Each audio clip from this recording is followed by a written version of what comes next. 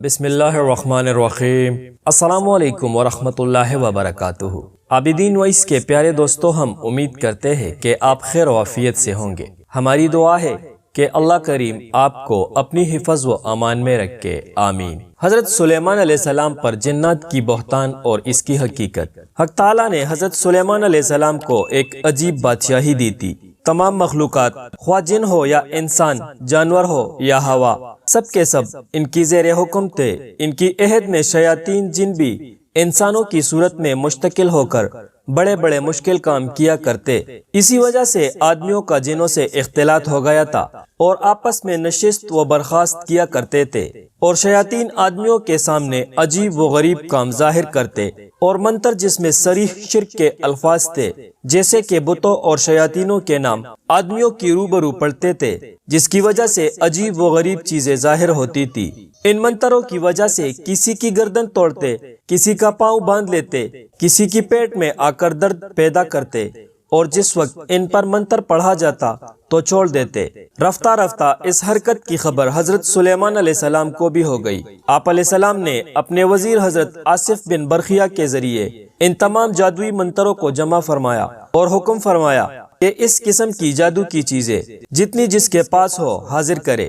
تو آپ علیہ السلام نے جمع کرا کے لکھوا کر اپنی کرسی کے نیچے دفن کرا دی اور حکم دے دیا کہ جن اور انسان آپس میں نشست و برخاست نہ کرے۔ چنانچہ حضرت سلیمان علیہ السلام کی زندگی تک تو معاملہ اسی طرح، لیکن آپ علیہ السلام کی وفات کے بعد جنات نے انسانوں کو یہ باور کرایا کہ حضرت سلیمان علیہ السلام نے جادو کے ذریعے ہم پر حکومت کی تھی، اور جادو ہی کے ذریعے یہ تمام سلطنت حاصل کی تھی۔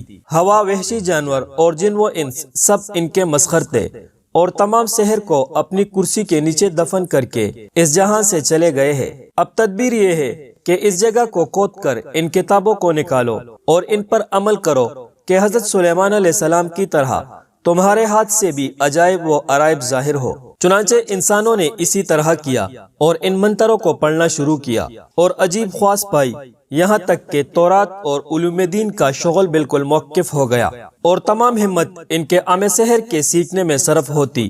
پہلے تو شیطان ان کی خوب تابعداری کرتے تھے اور آثار بھی خوب ظاہر ہوتے تھے، اور جب انہوں نے دیکھا کہ اب یہ لوگ گمراہی کے گڑھے میں گر گئے ہیں تو تابعداری کم کر دی۔ عرض یہ کہ جنات نے بنی اسرائیل کو مکمل یقین دلایا تھا کہ حضرت سلیمان علیہ السلام محض ایک جادوگر تھے، نعوذ باللہ، اور ان کی حکومت محض ایک جادو تھی اور ان کا نبوت کے ساتھ کوئی واسطہ نہ تھا۔ چنانچہ حضرت شہر بن حشب رضی اللہ تعالی عنہ سے ابن جریر رحمت اللہ علیہ نے ایک روایت کی ہے کہ یہودی آپس میں کہتے تھے کہ دیکھو محمد صلی اللہ علیہ وسلم حق کو باطل کے ساتھ ملاتے ہیں اور سلیمان علیہ السلام کو نبیوں میں شامل کرتے ہیں، حالانکہ سلیمان علیہ السلام ایک جادوگر تھا اور بزور سحر ہوا پر سوار ہوتا تھا۔ اللہ تعالیٰ نے اپنے نبی کی ہر طرح سے صفائی بیان فرمائی اور حضرت سلیمان علیہ السلام پر یہ بنی اسرائیل کا ایک الزام قرار دیا اور ارشاد فرمایا، اور یہ یہودی اس علم کے پیچھے ہو لیے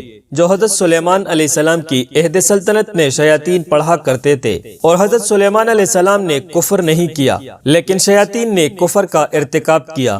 ان شیاطین کی حالت یہ تھی کہ لوگوں کو جادو سکھایا کرتے تھے۔ قرآن عزیز میں اللہ تعالیٰ نے حضرت سلیمان علیہ السلام کی برات بیان فرما دی کہ حضرت سلیمان علیہ السلام کا دامن اس سے پاک ہے، اور یہ کہ بنی اسرائیل نے شیاطین کی پیروی اختیار کی تھی۔ پیارے دوستو، ویڈیو پسند آنے کی صورت میں اسے لائک اور شیئر ضرور کیا کریں تاکہ ہم آپ کی خدمت میں ایسی اسلامی اور معلوماتی ویڈیوز لاتے رہے۔ معزز دوستو، اگر زندگی نے وفا کی تو انشاءاللہ اگلی بار ایک نئی ویڈیو کے ساتھ آپ کی خدمت میں حاضر ہوں گے۔ تب تک کے لیے مجھے دیجیے اجازت۔ اللہ تعالیٰ آپ سب کا حافظ اور نگہبان ہو۔ شکریہ، والسلام۔